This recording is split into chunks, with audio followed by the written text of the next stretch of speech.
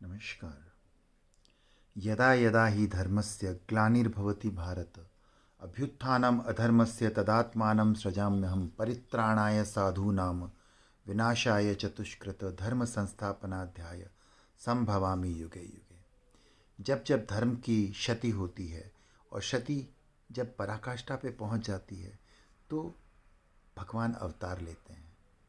अब यहाँ पर है कि भगवान अवतार लेते हैं का मतलब भगवान आते हैं, ये तो एक सांकेतिक शब्द है।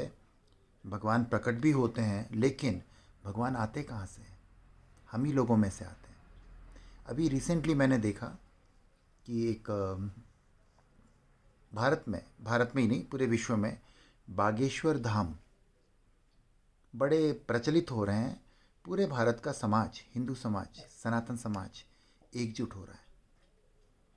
विश्व में भी बड़े चर्चे हो रहे हैं हर जगह। यहाँ पे मैं मुख्य बात ये कहूँगा कि मुझे नहीं पता क्या है, लेकिन सब एक हो रहे हैं। बस इस बात को मैं मानता हूँ कि ये फॉर्मूला बिल्कुल सही है, जो भी है। क्योंकि यहाँ नहीं तो कोई दकियानुसी चीज़ें नहीं हैं, आस्था पे काम चल रहा है। और कोई भी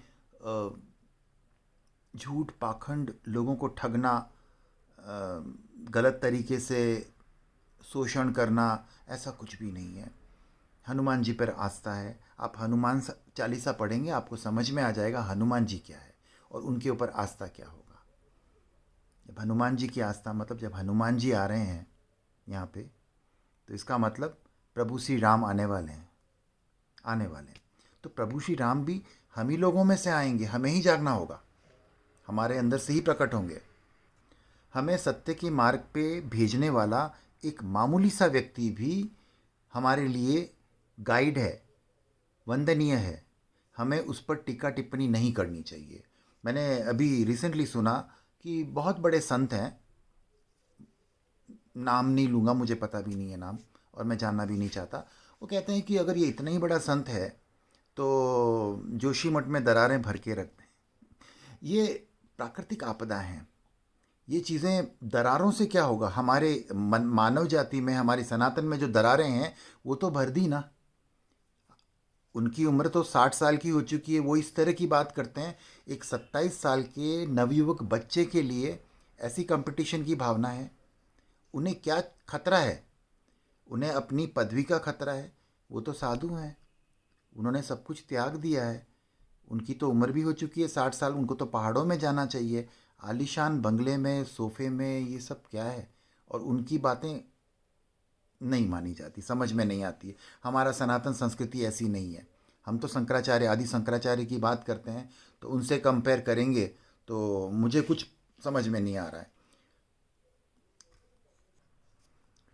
जोशीमठ की दरारें तो उनको भरनी चाहिए थी ना।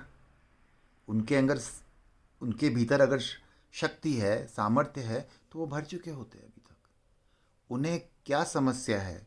क्या उनको ये समस्या है कि उनके पास की भीड़ और इनके पास की भीड़, इनकी जो भीड़ है वो इन्हें स्वीकार है, उनकी भीड़ उनको स्वीकार नहीं है? ये एक बहुत बड़ा हमारे भारत का एक दुर्भाग्य रहा है कि ये मानसिकता इस लेवल पर, इस लेवल पर चली गई है हमारे भारत। अब आप यकीन मान सकते हैं कि भारत में अकबर से, उसके पहले का तो इतना मैं नहीं मान सकता, अकबर के बाद में क्या ऐसे मठाधीश इम्प्लांट नहीं किए गए होंगे जिन्होंने शास्त्रों के साथ खिलवाड़ किया, लोगों को मार्ग में आने से रोका?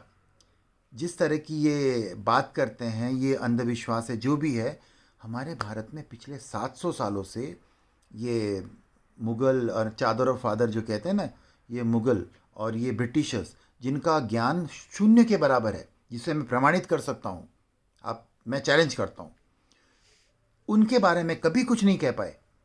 और इनके रहते भारत में करोड़ों लोग कन्वर्ट कैसे हो गए? कन्वर्ट कैसे हो गए? उस पर आपका जवाब देना पड़ेगा आपको। और यहाँ पर एक व्यक्ति लोगों को अधर्म से धर्म के मार्ग पे लेके आ रहा है, वो आपको बर्दाश्त नहीं हो रहा। जबकि आपका कर्तव्य था, आपके रहते इतने लोग कन्वर्ट हो गए। आप लोग अरे भारत तो 75 साल हो गए थे ना आज़ाद हुए को। उसके बाद में आपके पास क्या समस्या थी? उसके बाद में आपने कुछ भी नहीं किया।